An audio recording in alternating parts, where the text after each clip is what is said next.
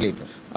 ఎందుకంటే బైబిల్ స్కూల్లో కూడా నేను ఇలాంటి కొన్ని విషయాలు సన్నివేశాలు చెప్తా ఉంటాను, ఎందుకంటే కొంచెం నిద్రమత్తుగా ఉంటుంది And మధ్యాహ్న కాల సమయంలో ఎలా. because the students are sitting right from morning 8:30 to 4:30, 5 o'clock, 6 o'clock, like that, then they will be tired. ఎందుకంటే విద్యార్థులు బైబిల్ స్కూల్లో పొద్దున 8:30 నుంచి సాయంకాలం 4:30 వరకు కూర్చొని ఉంటారు. Okay, anyway, I will put my message so concise. అందుచేత సాధ్యమైనంత కుదిస్తా మా వర్తమానాన్ని. Okay, shall we turn our attention to Hebrews chapter 11? Hebrew పత్రిక 11వ అధ్యాయం చూడండి.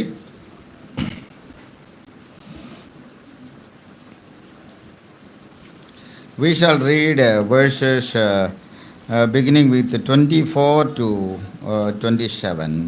24 నుండి 27 వరకు మనం చదువుకుందాం. By faith Moses, when he became of age, refused to be called the son of Pharaoh's daughter, choosing rather to suffer affliction with the people of God than to enjoy the passing pleasures of sin, esteeming the reproach of Christ greater riches than the treasures in Egypt, for he looked unto the reward. Okay.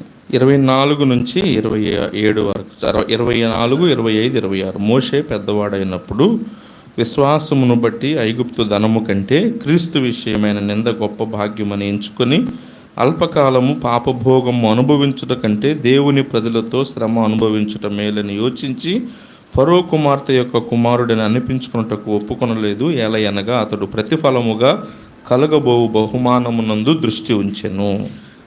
Here, I personally believe that it was written by Apostle Paul. ఈ పత్రిక అపోస్తలుడైన పౌలు ద్వారా రాయబడిందని నేను నమ్ముతున్నాను. Because he was a Hebrew scholar. ఎందుకంటే ఆయన Hebrew పండితుడు. And if that is right, he was talking about the background of Israelites here. ఇక్కడ ఇశ్రాయేలీయుల యొక్క పూర్వ చరిత్రను గురించి పౌలు భక్తుడు రాస్తున్నాడు. He was talking about all faith warriors. విశ్వాస వీరులందరిని గురించి ప్రస్తావిస్తున్నాడు. Then he comes to Moses. ఇప్పుడు మోషేను గురించి చెప్తున్నాడు. Moses was a great leader in Israel. ఇశ్రాయేలీయుల గొప్ప నాయకుడు మోషే. When we think about his background, మోషే యొక్క గతాన్ని మనం ఆలోచిస్తే we know that he was born in a Hebrew family. ఒక హెబ్రీయుల కుటుంబంలో పుట్టాడు మోషే. But fortunately he was brought up in the palace of Egypt. అయితే మరి ఫరో యొక్క రాజభవనంలోకి తీసుకురాబడ్డాడు. When we look at the background, we see that when Moses was born, the situation was not so helpful or conducive. అంతేకాకుండా మోషే జన్మించినటువంటి పరిస్థితులు అంత అనుకూలమైనటువంటివిగా లేవు. When Moses was born, మోషే పుట్టినప్పుడు there was a law that all Hebrew children below 2 years or at their birth they should be killed. అప్పుడున్నటువంటి పరిస్థితి ఏంటి? మరి హెబ్రీలలో మగపిల్లవాడు పుట్టితే 2 సంవత్సరాల లోపు కానీ అప్పుడు పుట్టిన మగపిల్లలను కానీ మరి వారిని చంపివేయాలి. So the parents wanted to hide this child who was so beautiful and handsome. అయితే ఈ శిశువు సుందరుడై ఉండటం చూచి మరి తల్లిదండ్రులు దాచిపెట్టడానికి ప్రయత్నించారు. And they wanted to keep the child very safe. భద్రపరచాలి అని ఆలోచించారు. But finally how long we can keep a child inside the house? గమనించండి, ఎంతకాలం ఒక పసిబిడ్డని ఇంటి లోపల మనం దాచగలం? After a few months they had to throw out the child. కొన్ని నెలల తర్వాత మరి ఆ బిడ్డను బయటికి తీసుకొచ్చారు. They had no mind to kill the child. ఆ బిడ్డను చంపే మనస్సు వారికి లేదు. We see that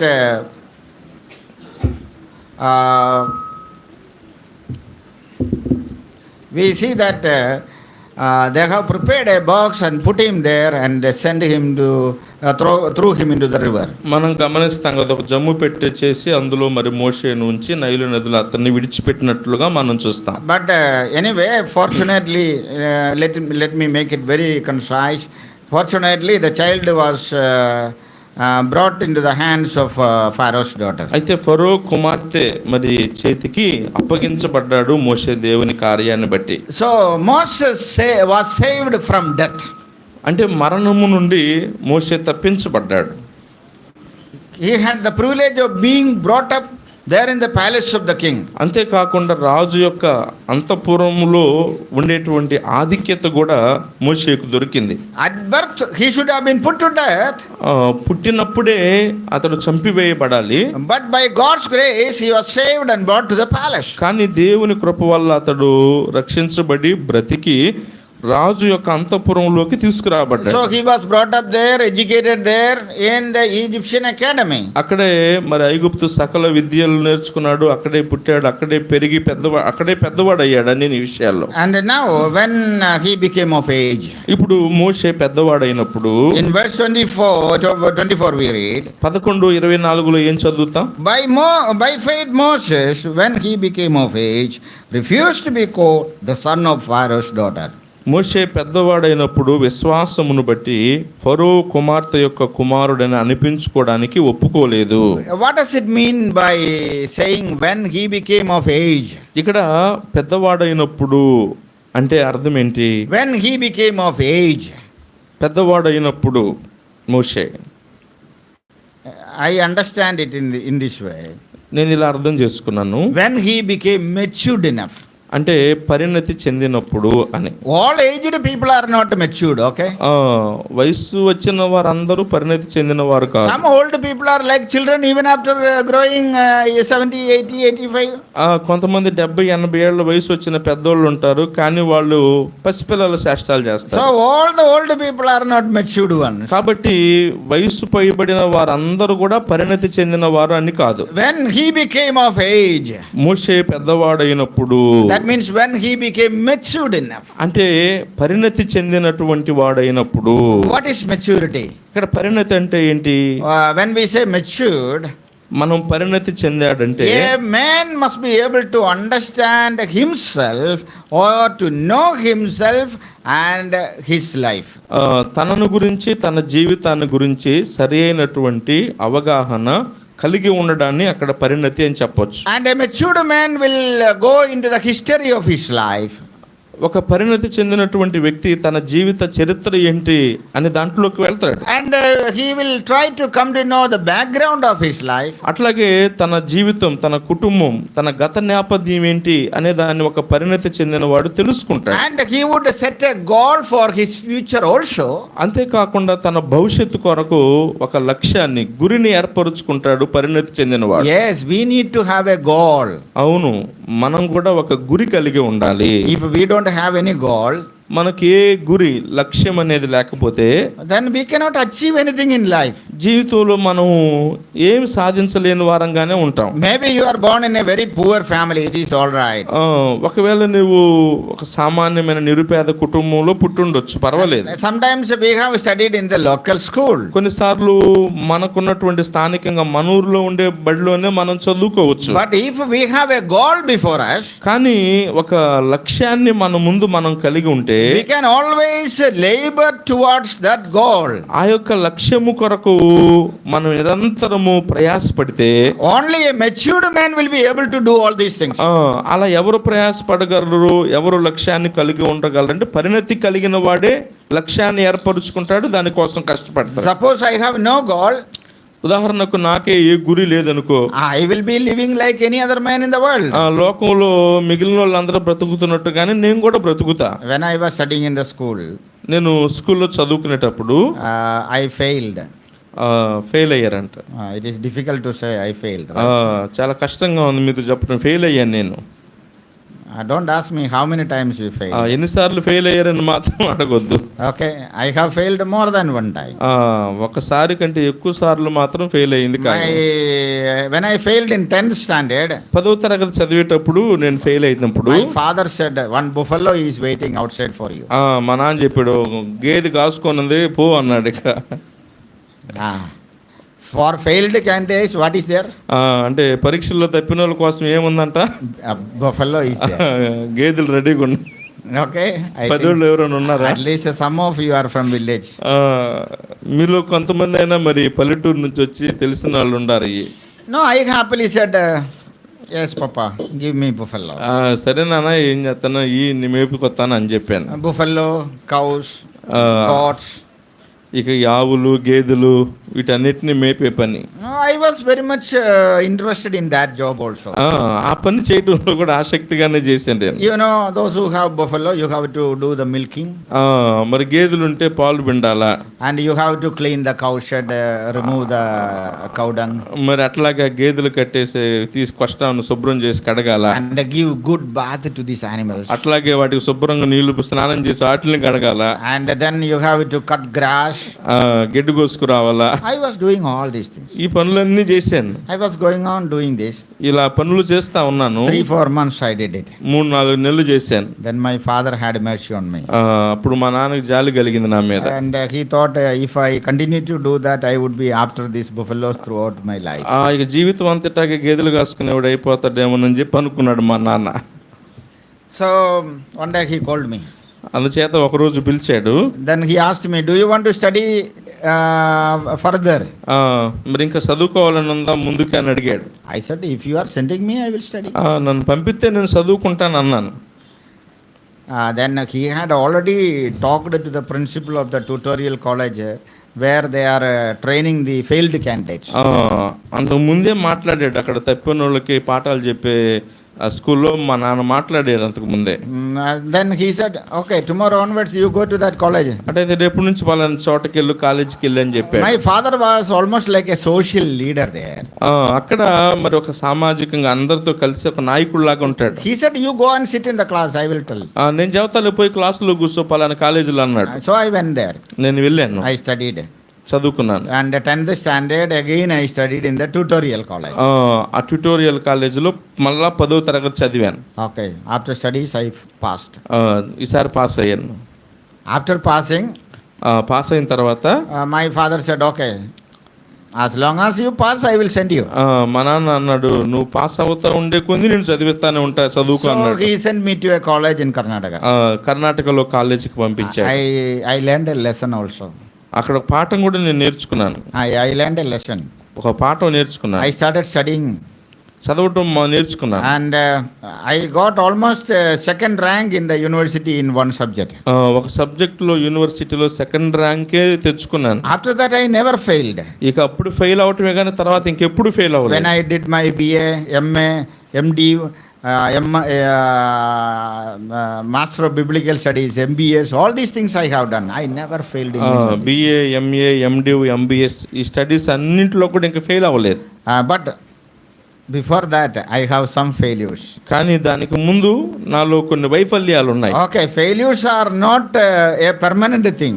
కాబట్టి తప్పాము మనము, అదే ఇక ఆఖరి కాదు. Okay, some of you may be failed candidate, please don't be discouraged.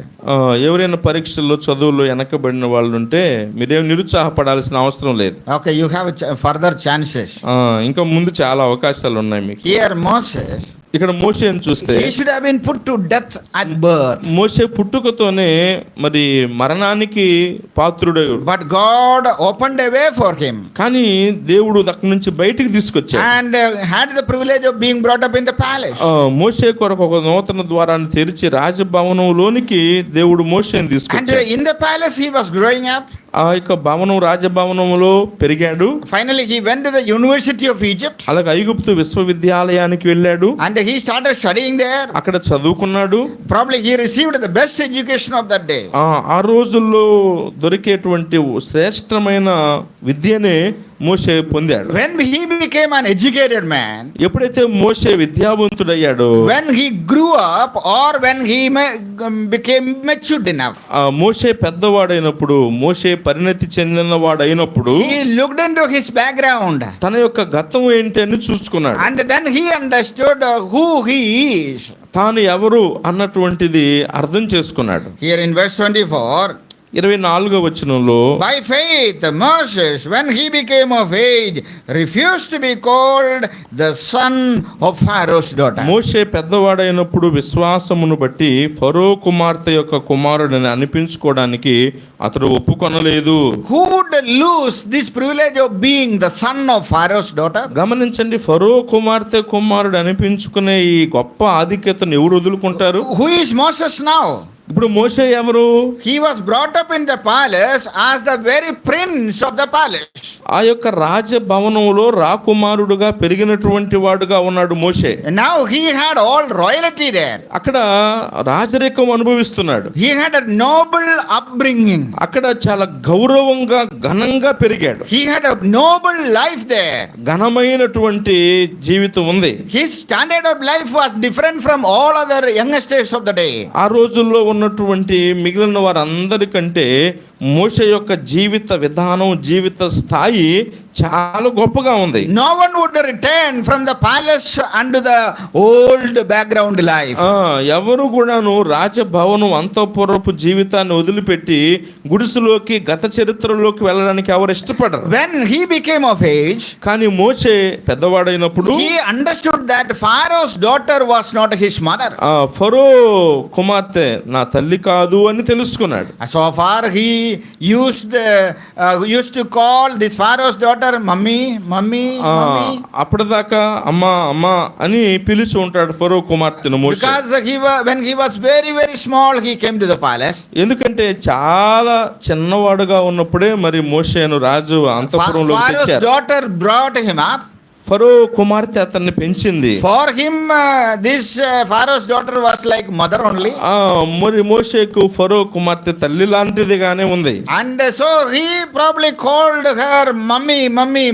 అందుచేతనే అమ్మా అమ్మా అని మోషే ఫరో కుమార్తెను పిలిచి ఉంటాడు. Always he used to go after mother. ఆ తల్లి అంటే ఎప్పుడు వెళ్తా ఉండేవాడేమో. Always he used to catch the tail of his mother. అమ్మ తోక పట్టుకొని నడుస్తా ఉండేవాడేమో. Okay, right? Moses had such a wonderful life there.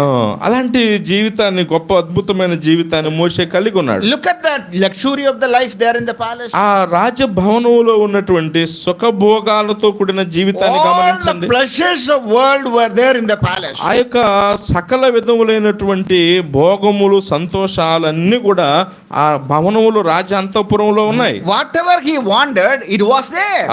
మోషే ఏది కావాలంటే అది అక్కడ ఉంది. In the modern days, ఈ ఆధునిక కాలంలో our children will come and ask, Papa, I want this and that. నాన్న నాకు అది కావాలి, ఇది కావాలని మన పిల్లలు కూడా అడుగుతున్నారు. Son, I am not able to provide everything they ask. నా పిల్లలు అడిగినటువంటి దాన్ని అంతటిని నేను వాళ్ళకి ఇవ్వలేకపోతున్నా. And they have so many desires. వాళ్ళకేమో కోరికలు చాలా ఎక్కువగా ఉంటున్నాయి. And so I was not able to provide everything. అందుచేత వారి ప్రతి కోరికను నేను తీర్చలేకపోతున్నా. When they were studying, they asked me, Papa, I want a mobile phone. చదువుతా ఉన్నప్పుడు నాన్న మాకు ఫోన్ కొనిపి అన్నారు. I did not give any mobile phone to both of my sons. నా ఇద్దరు కొడుకులు కూడా నేను ఏ ఫోన్లు ఇవ్వలేదు. Because I could not. ఎందుకంటే ఇవ్వలేను, అందుచేత ఇవ్వలేదు. And so they asked so many things like that. ఇట్లా ఇంకా అనేకమైనవి మాకు కావాలని అడిగేవారు. I was not able to provide all those things. కానీ వాళ్ళ అక్కర్లని నేను తీర్చగలిగిన వాడుగా లేను. But now they are all grown up people. కానీ ఇప్పుడు ఆ పిల్లలు పెద్దవారయ్యారు. So what they did, వారు ఏం చేస్తారు? When they completed their studies, both of them are working. చదువులు పూర్తి చేసుకుని ఇద్దరు కూడా ఉద్యోగాలు చేసుకుంటున్నారు. And whatever they wanted, they got money, they purchased. ఇప్పుడేమైంది, వాళ్ళకి కావాల్సింది ఏదైనా సరే వాళ్ళ దగ్గర డబ్బులు సంపాదించుకుంటున్నారు కాబట్టి వాళ్ళు కొనుక్కోగలుగుతారు. Okay, one is a dental doctor, another is working in an MNC company. ఒక ఆయనేమో మరి దంత వైద్యుడు, మరొక ఆయనేమో MNC కంపెనీ చేస్తున్నాడు. They will buy mobile phone. వాళ్ళే మొబైల్ ఫోన్ కొనుక్కుంటారు. Whatever dresses they want, they will buy. ఏ బట్టలు కావాలంటే ఆ బట్టలు కొనుక్కుంటారు. And they wanted a big TV, they bought it. పెద్ద టీవీ కావాలనుకున్నారు, కొనుక్కున్నారు. I said thank you very much, don't ask me anything. మీకు చాలా వందనాలు, ఇంకేం అడగబాకండి అని చెప్పాను. After marriage also don't ask. పెళ్ళైనా కూడా అడగబాకండి ఇంకా అని చెప్పా. Now you are spending everything. ఇప్పుడు అన్ని ఖర్చు పెట్టుకుంటున్నారు. And after marriage also don't ask me anything. పెళ్ళైన తర్వాత కూడా నన్నేం అడగొద్దు. Then they said, Papa, we will see that time. పెళ్ళైనాక అప్పుడు చూద్దాంలే దాని సంగతి అన్నారు వాళ్ళు. And they are thinking that Papa is so merciful. ఎందుకంటే మా నాన్న చాలా మంచోడు, జాలి కలిగినోడు అని వాళ్ళ ఉద్దేశం. Okay, I am merciful. అవును, నేను జాలి But I don't want to spoil their life. కానీ వాళ్ళ జీవితాలు పాడు చేయాలని నేను అనుకోవట్లేదు. And so probably Moses was not like my children. కానీ నా పిల్లలలాగా కాదు మరి మోషే అక్కడ వేరుగా ఉంది మోషే పరిస్థితి. Whatever Moses wanted, it was available in the palace. మోషేకి ఏది కావాలంటే అది అందుబాటులో ఉంది ఆ అంతఃపురంలో. Suppose Moses said, today I want KFC, KFC, Kentucky Fried Chicken. KFC chicken కావాలి నాకు ఈరోజు అన్నాడు అనుకో మోషే. If somebody is asking us, it is very difficult to provide. అది మన పిల్లలు అడిగితే కొన్నిసార్లు కష్టం. Nowadays it is okay. Some years ago it was very difficult. ఇప్పుడంటే కొంచెం ఇవ్వగలరేమో, కొంతకాలం క్రితం మనం గమనిస్తే మరి అప్పుడు మన పరిస్థితులు వేరు కదా. Some 5-6 years ago when I went to Delhi airport, 5-6 సంవత్సరాల క్రితం ఢిల్లీ ఎయిర్పోర్ట్కి వెళ్ళినప్పుడు my wife saw KFC there in the cupboard. అక్కడ KFCని చూసింది నా భార్య. Then she told me that we will see what it is. KFC board చూసి ఏంది చూసి వద్దామండి. Then I said, you see that? ఇక్కడ చూడు అన్నా నేను. You see that from here? ఇక్కడ నుంచి చూడు, దగ్గర నుంచి చూడు. Then she said, we will buy it. కాదండి వెళ్ళి కొనుక్కుందాం. Okay, we purchased one piece. అక్కడ కొనుక్కున్నారంట. Maybe 6-7 years ago. 6-7 సంవత్సరాల క్రితం కాబట్టి. It was around 280 rupees in the airport. విమానాశ్రయంలో 280 రూపాయలు ఒక ముక్క, లెగ్ పీస్ ముక్క. I purchased and gave it to her. కొనిచ్చాను. After giving, she doesn't want it. తిన్న తర్వాత ఇక మళ్ళీ ఆమె అడగల. Then finally I had to eat it. ఆఖరికి నేనే తిన్నాను. So very often times this is the situation.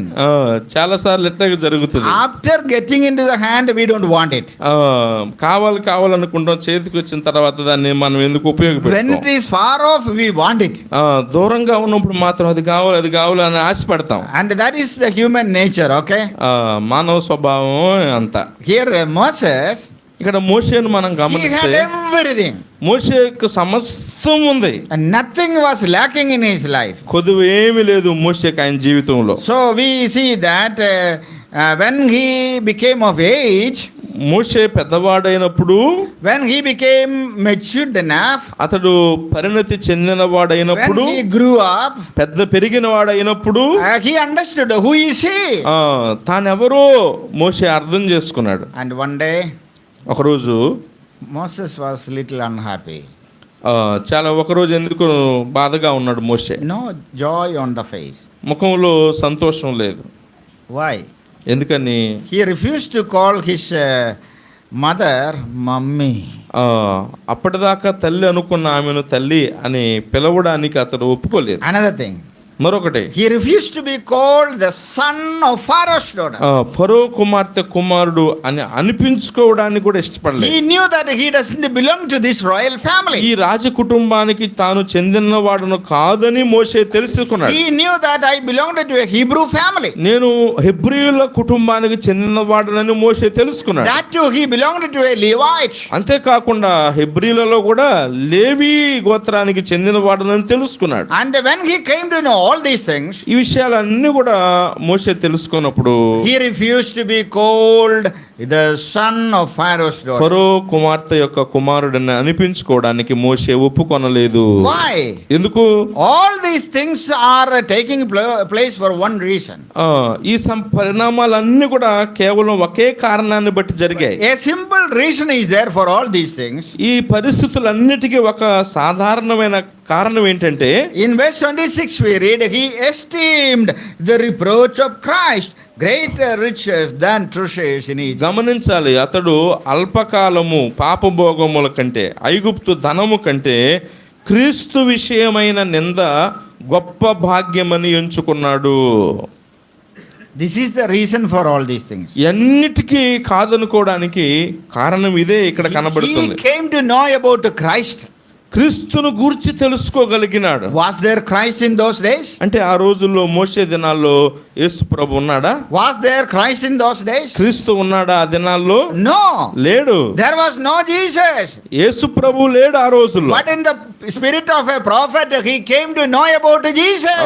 కానీ మరి ప్రవచన ఆత్మను బట్టి యేసుక్రీస్తు ప్రభువును గురించి విశ్వాసమును బట్టి మోషే తెలుసుకోగలిగాడు. When he came to know about Christ, క్రీస్తును గురించి ఎప్పుడైతే తెలుసుకున్నాడో, he esteemed the reproach of Christ greater riches than treasures in Egypt. ఐగుప్తు ధనము కంటే అల్పకాల పాపభోగాల కంటే క్రీస్తు విషయమైన నింద గొప్ప భాగ్యమని ఎంచుకున్నాడు. Okay, here we have a lesson.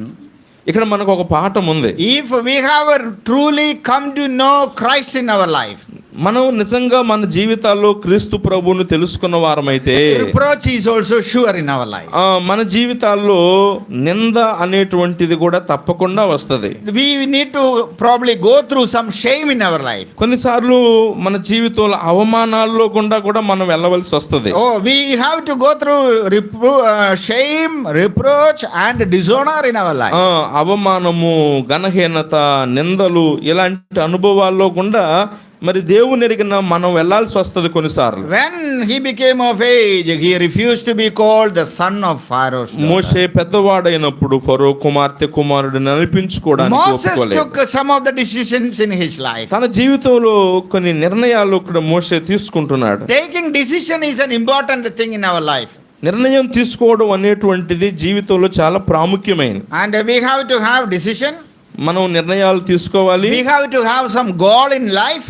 మనం జీవితంలో లక్ష్యాలు కలిగి ఉండాలి. And we need to work towards that achieving goal. ఆ యొక్క గురి లక్ష్యాన్ని చేరుకోవడానికి మనం ప్రయాసపడాలి. Here his decision was very painful decision. ఇక్కడ మనం గమనించినట్లయితే మోషే తీసుకున్నటువంటి నిర్ణయం చాలా వేదనకరమైన నిర్ణయం. Why? Because ఎందుకంటే he is going to leave the palace and go out. ఎందుకంటే ఆ యొక్క అన్ని కలిగి ఉన్నటువంటి ఆ రాజు అంతఃపురాన్ని విడిచిపెట్టి ఇప్పుడు బయటికి వెళ్ళిపోబోతున్నాడు మోషే. By coming to know Christ, he was leaving the palace and all its glory.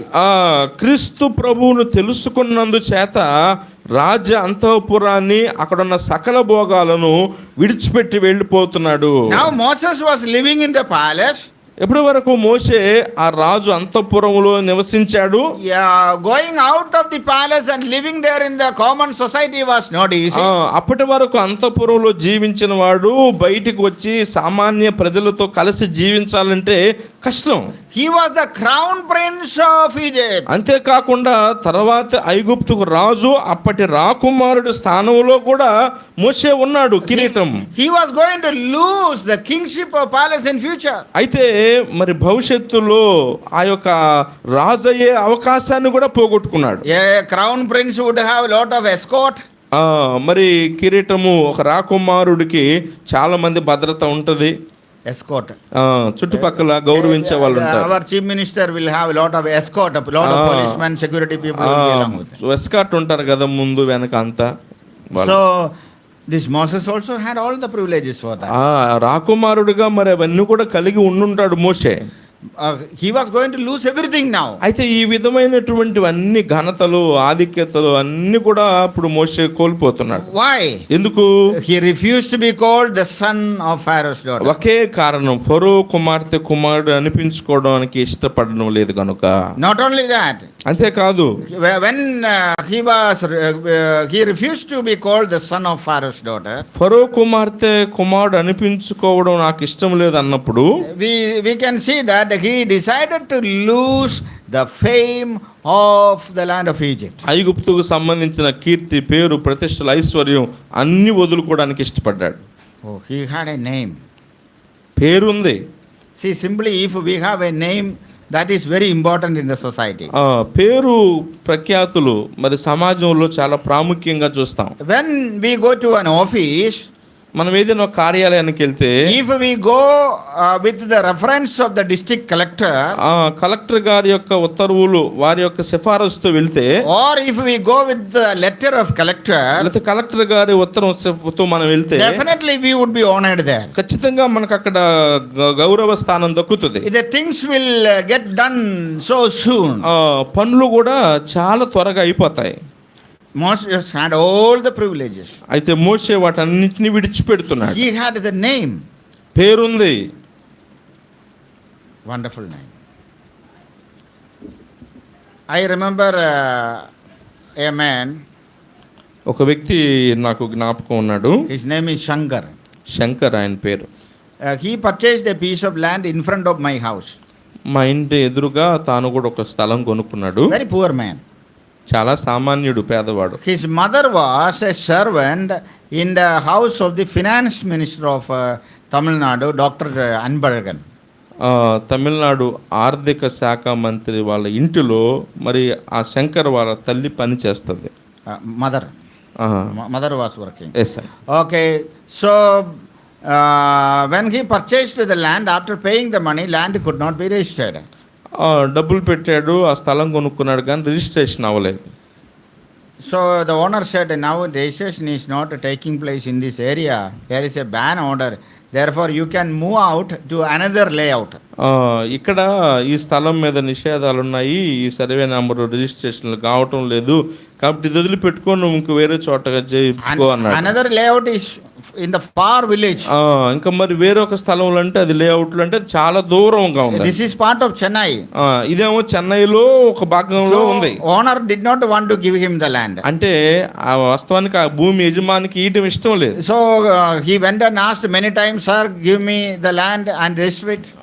అయ్యా మరి దయచేసి రండి రిజిస్టర్ చేయండి అని చెప్పి ఆ శంకర్ భూమి యజమాని దగ్గరికి వెళ్ళి చాలాసార్లు అడిగాడు. He did not register the land and give to him. కానీ రిజిస్టర్ చేయలేదు, ఆయన ఇయ్యలేదు. So Shankar's mother is in the house of finance minister. అయితే శంకర్ వాళ్ళ తల్లి మరి ఆర్థిక శాఖ మంత్రి ఆ ఇంట్లో పనిచేయటం వల్ల this mother said to the finance minister like this, sir, I am in this situation, would you please help me? ఆ తల్లి ఆర్థిక మంత్రితో చెప్పింది, అయ్యా మేము ఇలాంటి పరిస్థితుల్లో ఉన్నాము, మాకు సహాయం చేయ అని చెప్పింది. Okay, finance minister asked her, you give me that phone number of the owner. మీకు అమ్ముతానన్న ఆయన ఫోన్ నెంబర్ ఇమ్మని చెప్పి అడిగాడు finance minister. And so he received the phone number. Phone number తెలుసుకుంది. Then this number was given to his wife. ఆయన భార్యకి ఇచ్చాడంట phone number. The minister gave it unto his wife. Minister గారు ఆయన భార్యకి ఇచ్చాడు ఆ phone number. Then he said, you call that owner and inquire.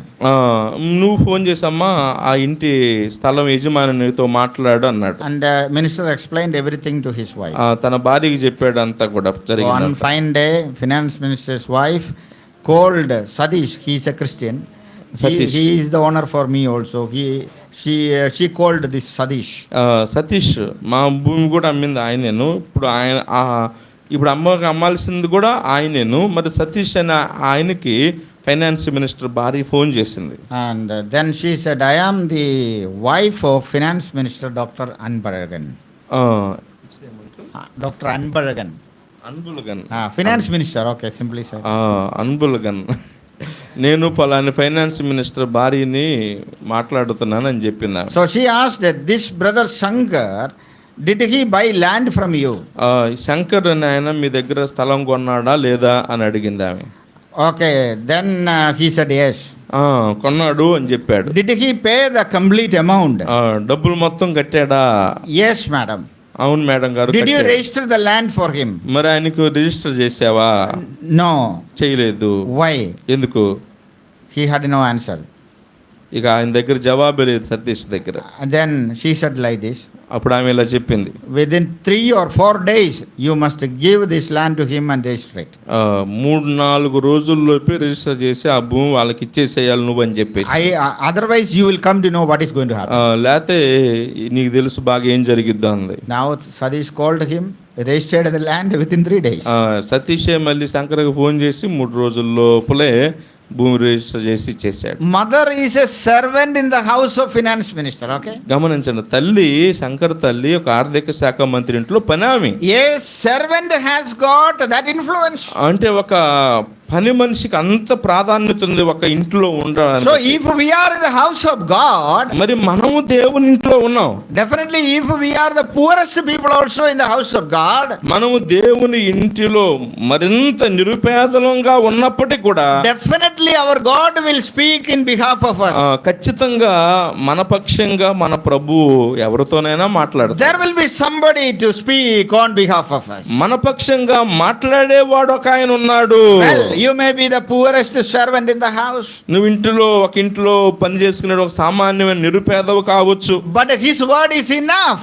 కానీ ఆయన మాట చాలు. But look at the case of Moses. కానీ ఇక్కడ మోషే పరిస్థితి ఎలా ఉంది? Moses was in a very highly privileged position. మోషే ఏమో చాలా ఆధిక్యతతో కూడినటువంటి ఉన్నతమైనటువంటి స్థానంలో ఉన్నాడు. He says, I have come to know my Lord. నేను నా ప్రభువుని తెలుసుకున్నాను. I am going to join with my Lord and my Lord's people. నా ప్రభువుతోను నా ప్రజలతోను నేను కలుసుకోబోతున్నాను. I am going to throw away all the privileges I have. అందుచేత నేను కలిగి ఉన్న ఈ ఆధిక్యతలన్నిటిని నేను విడిచిపెట్టేస్తున్నాను. I want to lose the sonship of Egypt. నేను ఐగుప్తు కుమార్తె, ఆ ఫరో కుమార్తె కుమారత్వాన్ని వదులుకుంటున్నాను. I want to lose the royalty that I have. నేను కలిగి ఉన్నటువంటి రాజరికపు స్థితిని వదులుకుంటున్నాను. I want to lose the coming kingship for me. నేను కాబోయే రాజును కదా, ఆ రాజ్యాన్ని కూడా వదులుకుంటున్నాను. It is better that I would join with my people and my Lord. వీటన్నిటికంటే నాకు శ్రేష్టమైనది ఏంటంటే నా దేవుని ఎరిగాను గనుక నా దేవునితో నా ప్రజలతో జీవించటమే నాకు భాగ్యం అనుకున్నాడు. Everything was done by faith. ఇవన్నీ ఎలా జరిగాయి? విశ్వాసమును బట్టి. By faith Moses. విశ్వాసమును బట్టి మోషే. విశ్వాసమును బట్టి మోషే. By faith Moses decided to take the reproach of Christ in his life. విశ్వాసమును బట్టి మోషే క్రీస్తు విషయమైనటువంటి నిందను గొప్ప భాగ్యమని తన జీవితంలో ఎంచుకున్నాడు. By faith Moses decided to lose the fame of Egypt. విశ్వాసమును బట్టే ఐగుప్తు కీర్తి ప్రతిష్టలు విడిచిపెట్టడానికి సిద్ధపడ్డాడు By Moshe. faith Moses he decided to lose the pleasures of Egypt. విశ్వాసమును బట్టి మోషే ఐగుప్తు ఐశ్వర్యాలు పాపభోగాలు విడిచిపెట్టాలని నిర్ణయించుకున్నాడు. By faith Moses decided to lose the treasure of Egypt. విశ్వాసమును బట్టి మోషే ఐగుప్తు సర్వ సంపదలు విడిచిపెట్టాలని నిర్ణయించుకున్నాడు. We all want treasure in the present life. కదా, ప్రస్తుతం మనకు కావాల్సిన అంత సంపదే కదా. We all want money. డబ్బులు కావాలి మనకు. We want money, honey, everything, right? Money, honey అన్ని కావాలి మనకి. We want everything. అన్ని కావాలి మనకి. We want a house. ఇల్లు కావాలి. And we want to make it so beautiful. చాలా అందంగా ఇల్లు కట్టుకోవాలి. It is good only, nothing wrong. అందులో తప్పేం లేదు, మంచిదే. Yes, we all need a good house. మనందరికీ మంచి ఇల్లు అవసరమే. As long as we are here in this world, we want everything, okay? ఈ లోకంలో జీవించినంత కాలం మనకు అన్ని కావాలనుకుంటాం. And you should know that you are living in the world. ఈ లోకంలో మనం జీవిస్తున్నాం అన్నది మనం తెలుసుకోవాలి. In our church one boy is there. మా సంఘంలో ఒక పిల్లోడు ఉన్నాడు. And he is a very highly qualified man. బాగా చదువుకున్నాడు. His wife is from Andhra only. ఆయన భార్య ఆంధ్ర ఆమె అంట. So his uncle is so spiritual. వాళ్ళ అంకుల్ చాలా ఆత్మీయుడు. But when as he grew up in more spirituality, he forgot many things in his life. ఆయన ఆత్మీయతలో ఎదిగే కొద్దీ ఆ అంకులు ఆ జీవితంలో అనేకమైన వాటిని మర్చిపోయాడు. Always living in the rented house. ఎప్పుడు కూడా అద్దె ఇంట్లోనే ఉండేవాడు. Living in a very poor situation. సామాన్యంగా జీవించేవాడు. They are all highly qualified people. They studied in Bombay, Calcutta and all 60 years ago. అంత ఉన్నతమైనటువంటి స్థితిగతులు కలిగిన వాళ్ళు 60-70 సంవత్సరాల క్రితమే బొంబాయి, కలకత్తా లాంటి గొప్ప స్థలాల్లో చదువుకున్నాడు. Worked in Merchant Navy of India. మరి భారతదేశపు వ్యాపార కేంద్రంలోనే పనిచేసిన వాడు. But their attitude is different. కానీ లోకంలో జీవించేటప్పుడు లోకసభలో ఉన్న వాటి పట్ల వారి వైఖరి మాత్రం వేరుగా ఉంది. When this boy started coming to my church, ఈ యొక్క బిడ్డ మా యొక్క సంఘానికి వచ్చేటప్పుడు he started telling about all these things. ఈ విషయాలన్నీ మాతో చెప్పేవాడు. So I told, నేను చెప్పాను, Bobby, remember one thing. అయ్యా, ఒక మాకు గుర్తుపెట్టుకో, you are living in this world. ఈ లోకంలో జీవిస్తున్నాం. Remember that very well. అది మాత్రం బాగా గుర్తుపెట్టుకో. You need so many things of this world in your life. ఈ జీవితంలో ఈ లోకంలో ఉన్నవి అనేకం మనకు అవసరం. You need a mobile phone. మనకు ఫోన్ కావాలి. You need a good dress. మంచి వస్త్రాలు కావాలి. And you need all the facilities that others have. అలాగే ఇతరులు కలిగి ఉంటున్నటువంటి కొన్ని వసతులు అవన్నీ మనకు కావాలి. You need a house. ఇల్లు కావాలి. He had no house. వాళ్ళకి ఇల్లే లేదు. Money was there. డబ్బులు ఉన్నాయి. But no house. ఇల్లు లేదు. So now I arranged a house for him. కానీ ఆయనకు ఒక ఇల్లు ఏర్పరిచాను. An apartment of 900 square feet was arranged. 900 చదరపు అడుగుల్లో ఒక అపార్ట్మెంట్. Paid around 25 lakhs. 25 లక్షలు. Then he is living in that. దాంట్లో ఉంటున్నారు ఇప్పుడు.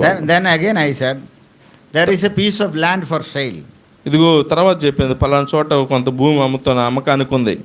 He said, Uncle, I can buy that. నేను కొనుక్కుంటాను అన్నాడు. 2,800 square feet land we purchased for him.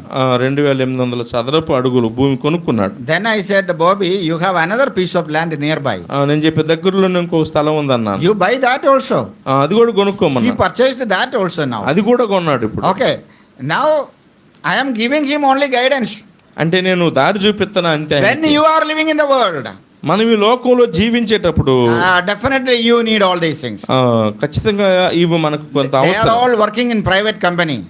వాళ్ళందరూ కూడా ప్రైవేట్ కంపెనీలో పనిచేసేవాళ్ళు. Suppose suddenly they lose their job, వాళ్ళ ఉద్యోగాలు పోయినాయి అనుకోండి, sell one of the piece of land, ఏదో ఒక భూమి అమ్ముకుంటారు, and he will be able to manage the things. కుటుంబాన్ని నడుపుకుంటాడు. Always remember that you are living in the world. కాబట్టి ఈ లోకంలో మనం జీవిస్తున్నాం అన్నది జ్ఞాపకం పెట్టుకోవాలి. But at the same time, కానీ అదే సమయంలో we must be detached from certain things in the world.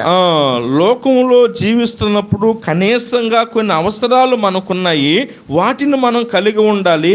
అదే సమయంలో లోకంలో జీవించేటప్పుడు మనం విడిచిపెట్టాల్సిన కొన్ని ఉన్నాయి, వాటిని వదిలిపెట్టాలి. It is true that we are living in the world. లోకంలో బ్రతుకుతున్నాం అన్నది వాస్తవమే. But certain things we need to avoid at certain times. అట్లాగే మరి ఈ లోకంలో జీవించేటువంటి మనము కొన్ని సమయాల్లో కొన్నింటిని తప్పించుకోవాలి. And spiritual priority must be given. లోకంలో జీవించేటప్పుడు ఆత్మీయమైన వాటికి ప్రాధాన్యత ఇవ్వాలి. Here Moses' life probably came to a crucial time. ఇక్కడ మోషే జీవితాన్ని మనం గమనిస్తే అత్యంత నిర్ణయాత్మకమైనటువంటి పరిస్థితుల్లో మోషే జీవితం కనబడుతుంది. Taking a few decisions in life. జీవితంలో కొన్ని నిర్ణయాలు చేయాలి. Based on the reproach that he decided to carry on in his life. క్రీస్తు విషయమైన నింద అదే గొప్ప భాగ్యం ఎంచుకొని దాని ఆధారంగా నిర్ణయాలు తీసుకుంటున్నాడు. Apart from that, దానికి మించి Moses decided to leave the politics of Egypt. అంతేకాకుండా మరి ఆ రాజకీయాలన్నింటినీ కూడా నాయకత్వాలు వదిలిపెట్టాలనుకున్నాడు. We read in verse 27. 27లో చూడండి. By faith he forsook Egypt. విశ్వాసమును బట్టి ఐగుప్తును విడిచిపోయెను. What does it mean? అంటే దాని అర్థం ఏంటి? Not just leaving the land of Egypt. ఐగుప్తును విడిచిపోవడం కాదు, he was leaving the politics. ఐగుప్తులో ఉన్న తను కలిగి ఉన్న సమస్తమైన వాటన్నిటిని కూడా వదిలిపెట్టేశాడు. This morning I was just listening to a news. ఉదయకాలం ఒక వార్త నేను వింటూ ఉన్నాను. In Kerala some VIJ elections are going on. ఉప ఎన్నికలు జరుగుతున్నాయి కేరళలో. So Congress party has not given ticket to a senior man. ఒక అనుభవం కలిగిన పెద్ద నాయకుడికి కాంగ్రెస్ పార్టీ టికెట్ ఇవ్వాల. Doctor Sarin. Not a very old man, young man only, but he is party member. అంత ముసలివాడు ఏం కాదు, కానీ ఆయన కూడా పార్టీలో సభ్యుడు, అనుభవం గలవాడు. So he did not get a party ticket for contesting the election. పోటీకి ఆయనకి టికెట్ ఇవ్వలే party. Till day before yesterday he was a congressman, Congress district secretary. నిన్నటి వరకు కూడా ఆయన ఒక జిల్లాకి కాంగ్రెస్ పార్టీ తరపున సెక్రటరీగా ఉన్నాడు. Party has given ticket to another man. అయితే పార్టీ ఏమో టికెట్ వేరే వాళ్ళకి ఇచ్చింది. He started fighting there. వాళ్ళతో పోట్లాడాడు. Till yesterday who was he? నిన్నటి దాకా ఎవరు ఆయన? Congressman. కాంగ్రెస్ వాడు. Today he is a communist man. ఈరోజు పార్టీ మారిపోయాడు. And he got a party ticket from communist to contest the same election. అదే ఎలక్షన్ లో అదే నియోజకవర్గం నుంచి పోటీ చేయడానికి కమ్యూనిస్ట్ పార్టీ తరపున టికెట్ తెచ్చుకున్నాడు. So people want to go up in life so fast. అంటే చాలా తొందరగా జీవితంలో పైకెక్కిపోవాలని ప్రజలు ఆశిస్తున్నారు. And they want to come up in politics. అందుచేతనే మరి రాజకీయాల్లో కూడా ఎదగాలి, రాజకీయంగా ఎదగాలి అనుకుంటున్నారు. But here Moses, కానీ ఇక్కడ మోషేను చూస్తే he decided to forsake the politics of Egypt. కానీ ఐగుప్తు రాజకీయ ఆ హోదా అంతటిని కూడా విడిచిపెట్టేశాడు మోషే. Moses had everything in life. మోషేకు కావలసిన అంతా ఉంది ఐగుప్తులో. But he decided to lose everything for the sake of the Lord and Lord's people. ప్రభువు నిమిత్తం, ప్రభువు ప్రజల నిమిత్తము సమస్తాన్ని విడిచిపెట్టాలని నిర్ణయించుకున్నాడు మోషే. Probably Moses has set a beautiful example for us. మనకు ఒక మంచి ఉదాహరణగా మాదిరిగా ఉన్నాడు మోషే. Maybe we have a man in the New Testament, Barnabas, who set a beautiful example. కొత్త నిబంధనలో కూడా బర్నబా అనే వ్యక్తి మనకు చాలా మాదిరిగా ఉన్నాడు.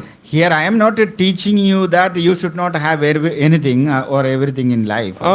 ఈ భూమి మీద జీవించేటప్పుడు మీరు ఏది కలిగి ఉండకూడదని చెప్పడం కాదు నా ఉద్దేశం.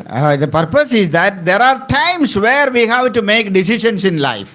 జీవితంలో కొన్ని సందర్భాలు వస్తాయి, నిర్ణయాలు తీసుకోవలసిన పరిస్థితులు. Look at the vision of Moses now when he became matured man. అప్పుడు ఆ నిర్ణయాలు తీసుకునేటప్పుడు మరి పరిణతి చెందిన వాడుగా ఎదిగిన వాడుగా ఉన్న మోషే ఏం చేశాడో గమనించాలి. Look at the spiritual commitment that he had. అతడు కలిగి ఉన్నటువంటి ఆత్మ సంబంధమైనటువంటి అంకిత భావాన్ని గమనించాలి. And look at the vision of his future kingdom. అలాగే భవిష్యత్తు రాజ్యమును గూర్చిన అతని నిరీక్షణను కూడా మనం గమనించాలి. He decided to lose the perishable riches of this world.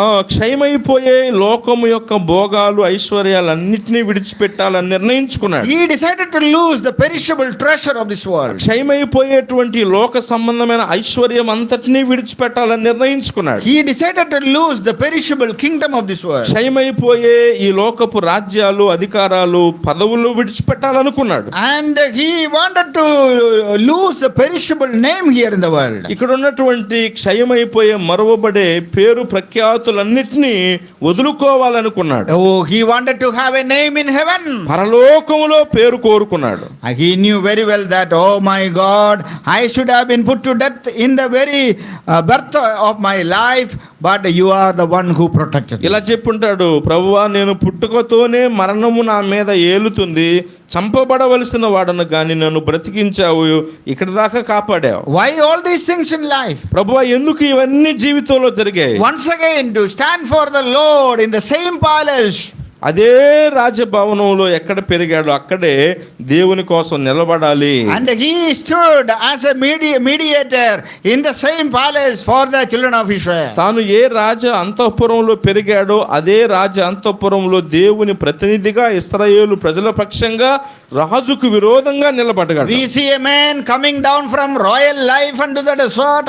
గమనించండి, రాజ కుటుంబపు నేపథ్యంలో పుట్టి పెరిగి ఒక సాధారణమైన జీవితం కొరకు సమస్తాన్ని విడిచిపెట్టి వెళ్తున్నా మోషేను చూస్తున్నా. Why he decided to lose all these things? ఎందుకు ఎన్ని మోషే విడిచిపెట్టాలనుకున్నాడు? One simple reason. కారణం ఏంటంటే in verse 26 last part, for he looked unto the reward. 26 వచనం గమనిస్తే ఆఖరిలో అతడు ప్రతిఫలముగా కలగబోవు బహుమానమందు దృష్టి ఉంచాడు. The final reward.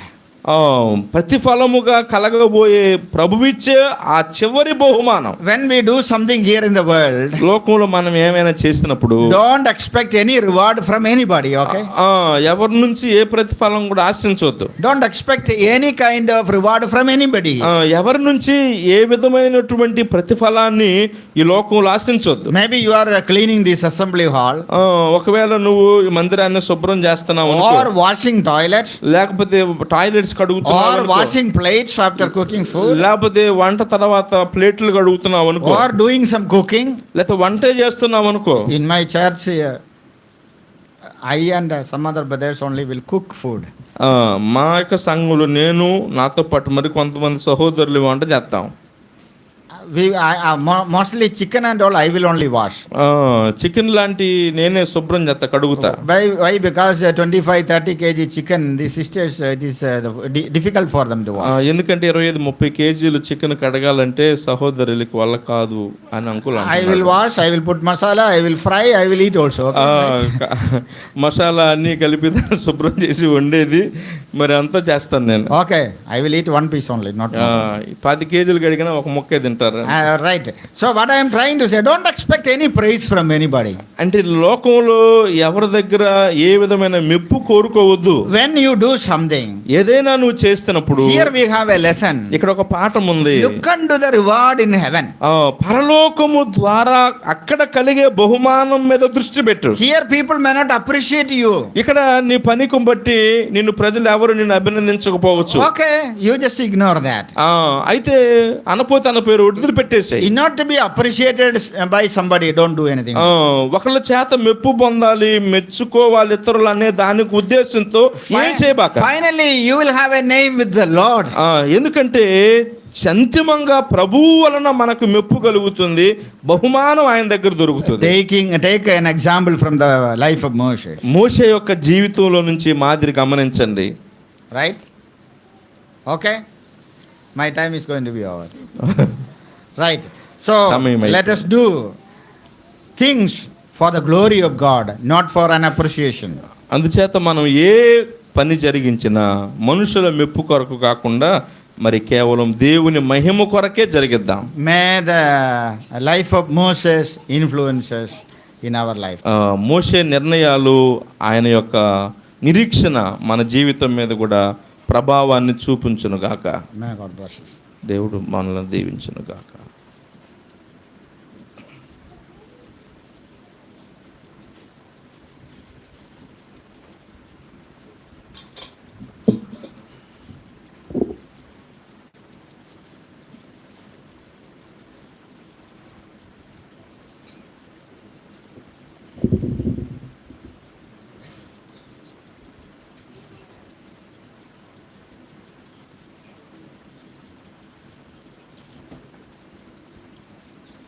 ప్రార్థన చేద్దాం.